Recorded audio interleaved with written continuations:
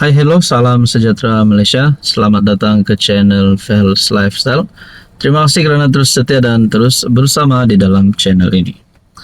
Baru-baru ini hangat di media sosial berkaitan dengan garis panduan melibatkan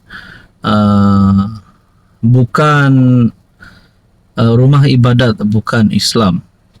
Dan berkaitan dengan perkara ini, akhirnya telah menjadi satu saya tak nak cakap kontroversi lah, tapi saya hanya cakap mungkin salah faham dan telah menimbulkan dan telah menarik perhatian netizen untuk membahaskan perkara ini, terutamanya di media sosial. Pada akhirnya ini satu pengumuman terkini PM Anwar. Walaupun Sarawak baru-baru ini dalam satu kenyataan melalui kepimpinan politik daripada Sarawak bahawa Sarawak adalah negeri sekular dan mereka tidak perlu ada garis panduan tentang perkara tersebut. Dan ini satu pengumuman terkini PM yang mengesahkan tiada garis panduan baru bagi acara bukan Islam. PM Anwar mengesahkan bahawa kabinet telah membuat keputusan bahawa tiada keperluan untuk garis panduan baru bagi orang Islam menyertai acara di rumah ibadat bukan Islam. Dia berkata, garis panduan yang dicadangkan itu tidak perlu kerana umat Islam di negara ini sudah tahu batas yang perlu dijaga ketika menghadiri acara perayaan bukan Islam. Saya berpendapat tidak perlu kerana orang Islam tahu garis dia. Macam saya datang hari ini ke acara Batu Cave. Saya bukan masuk ke upacara agama. Menteri Digital Gobind Singh Dio sering melawat masjid di kawasan dia, tapi tidak ke upacara agama. Kita sudah biasa, jadi jangan rumitkan, jangan timbulkan kerisauan dalam masyarakat. Saya ingin tegaskan, ini keputusan Muktamar Jemaah Menteri. Katanya semasa sidang media, selepas menghadiri acara di kuil Sri Subramaniam Batu Cave menjelang perayaan Thaipusam pada 11 Februari. Anwar berkata demikian ketika diminta menjelaskan perincian perbincangan kabinet mengenai perkara itu. Kabinet memutuskan Kemajuan Islam Malaysia JAKIM boleh memberi nasihat kepada orang Islam berkaitan keperluan menjaga akidah dalam acara bukan Islam di rumah ibadat mereka. Dalam satu kenyataan bersama oleh Menteri Jabatan Perdana Menteri, Hal Ehwal Agama, Naim Mokhtar dan Menteri Perpaduan, Aaron Ago Dagang berkata, nasihat tersebut tidak bersifat dasar. Nah, inilah pengumuman Perdana Menteri yang kita nanti-nantikan. Anda rasa ini satu keputusan hebat Anwar ataupun satu keputusan yang mungkin tidak popular? Tapi bagi saya sebagai rakyat Malaysia, ini satu keputusan terbaik yang Anwar lakukan. Bagaimana pula dengan Anda? Adakah keputusan ini pasti akan membawa kepada satu lagi kemenangan kepada Anwar pada masa akan datang? Apa komen Anda? Hai, hello, salam sejahtera Malaysia. Selamat datang ke channel Fels Lifestyle. Untuk Anda puan yang saya amat hormati, terima kasih kerana terus setia dan terus bersama di dalam channel ini. Setelah rakyat Sabah dikejutkan berkaitan isu skandal rasuah di Sabah, bahkan seluruh Malaysia dikejutkan berkaitan dengan skandal rasuah berjemaah yang melibatkan beberapa adun. Dan di dalam kes dan isu ini juga, kepimpinan tertinggi Kerajaan Negeri Sabah, beberapa nama di dalam Kerajaan Negeri Sabah termasuk Ketua Menteri juga disebut. Tapi persoalan yang paling utama, adakah mereka benar-benar bersalah? Nah, apa komitmen Anwar Ibrahim sebagai PM atau Seri Anwar Ibrahim sebagai Perdana Menteri berkaitan dengan isu ini? Mungkin ada yang berpendapat dan mungkin ada yang menimbulkan persoalan. Adakah Anwar Ibrahim akan bertindak memecat Ketua Menteri Sabah sekiranya terlibat dengan isu skandal rasuah? Adakah Anwar mempunyai kuasa sedemikian? Ataupun mungkin Anwar sebagai PM akan menggesa Haji letak jawatan sekiranya benar Ketua Menteri Sabah terlibat dengan skandal ini. Saudara-saudara, ini satu dapatan terbaru. PH buat U-turn, pemberi maklumat dilarang dedah ke media.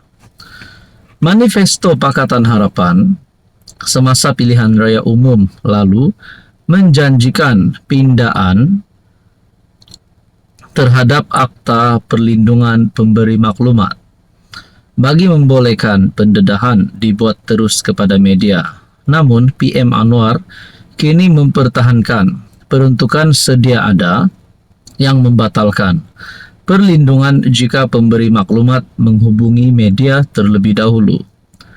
Menteri Undang-Undang Azalina Othman Said turut mengesahkan kerajaan tidak bercadang untuk meminda peruntukan tersebut. Anwar mempertahankan peruntukan kontroversi di bawah Akta Perlindungan Pemberi Maklumat 2010 yang menetapkan pemberi maklumat akan kehilangan perlindungan jika mereka terlebih dahulu menghubungi media sebelum melaporkan salah laku kepada pihak berkuasa. Nah, berkaitan dengan ini, saudara-saudara yang saya amat hormati, ada satu tulisan daripada Syabuddin Husin yang menyebut berkaitan dengan isu ini. Menurut satu tulisan ini berkata, pemberi maklumat isu rasuah Adun Sabah sedia untuk ditangkap. Usahawan yang mendedahkan dakwaan skandal rasuah Sabah memfailkan laporan polis balas terhadap Adun membakut Muhammad Arifin Arif dengan menyatakan bahwa tawaran telah dibuat untuk menyelesaikan perkara tersebut. Dalam laporan itu, yang salinannya diberikan kepada Malaysia kini, pemberi maklumat berkata bahwa dia sanggup ditangkap dan didakwa jika siasatan membuktikannya tuduhannya adalah palsu. Justru kata usahawan itu, Arifin, yang merupakan menantu yang di Pertuan Negeri Sabah Musa Aman, harus diheret ke mahkamah jika terbukti bahwa dia membuat laporan polis palsu. Dalam laporan itu yang saya nak highlight di sini, salinannya diberikan kepada Malaysia kini. Pemberi maklumat berkata, dia sanggup ditangkap dan didakwa jika siasatan membuktikan tuduhannya adalah palsu. Akhirnya ini adalah satu keputusan terkini berkaitan skandal rasuah di Sabah. Apa komen Anda? Hai, hello, salam sejahtera Malaysia. Selamat datang ke channel Fels Lifestyle. Terima kasih kerana terus setia dan terus bersama di dalam channel ini. Saudara-saudara, saya mendapat satu tulisan. Berkata, satu lagi janji pilihan raya dimungkiri. Adakah ini melibatkan kepimpinan Pakatan Harapan? Melibatkan kepimpinan Kerajaan Perpaduan? Manifesto PH semasa pilihan raya umum lalu menjanjikan pindaan terhadap Akta Perlindungan Pemberi Maklumat bagi membolehkan pendedahan dibuat terus kepada media. Namun PM Anwar Ibrahim kini mempertahankan peruntukan sedia ada yang membatalkan perlindungan jika pemberi maklumat menghubungi media terlebih dahulu. Nah, melalui tulisan daripada Syabuddin Husin bertarikh 7 Februari, satu lagi janji pilihan raya dimungkiri. Adakah ini akan menjadi penyebab kepada kejatuhan kerajaan, menyebabkan kepada kejatuhan PH ataupun kejatuhan Anwar Ibrahim sendiri? Nah, ini menjadi persoalannya. Pendiriannya itu bercanggah dengan janji manifesto PH pada PRU15 yang menyatakan akta tersebut akan dipindah bagi membenarkan pemberi maklumat terus membuat pendedahan kepada media. Bayangkanlah saudara-saudara, kalau hanya berkenaan perkara ini Anwar Ibrahim boleh dijatuhkan. Adakah dengan ini kerajaan baharu akan bersedia? Mungkin kerajaan Muhyiddin sekali lagi, PN sekali lagi, akan menang pada PRU akan datang. Ataupun mungkin hanya kerana perkara ini akan ada sokongan yang ditarik terhadap Anwar Ibrahim dan membolehkan kerajaan baharu ditubuhkan.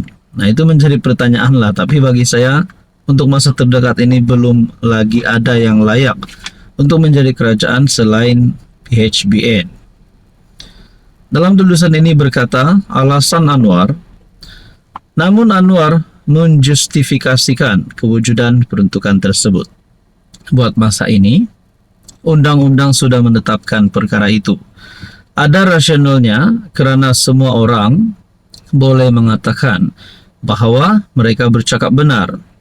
Tetapi kemudian anda akan menghukum seseorang itu sebelum kes terbabit disiasat atau sebelum mereka berpeluang memberi penjelasan. Dia berkata demikian ketika diminta mengulas kenyataan Menteri di Jabatan Perdana Menteri, Undang-Undang dan Reformasi Institusi Azalina Othman yang menyatakan pada Selasa bahawa kerajaan tidak bercadang untuk memindah peruntukan tersebut. Di dalam tulisan ini, seorang pemberi maklumat yang merupakan ahli perniagaan mendedahkan siri video yang mengaitkan beberapa adun dalam perbincangan berhubung sogokan bagi mendapatkan lesen eksplorasi perlombongan.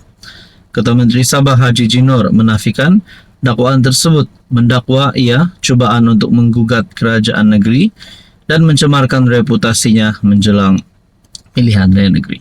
Apa komen anda?